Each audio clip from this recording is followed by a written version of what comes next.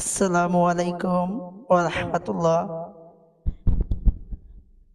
আজকে গজলটি হবে ছি ছি ছি ভিক্ষার শাহবাগী।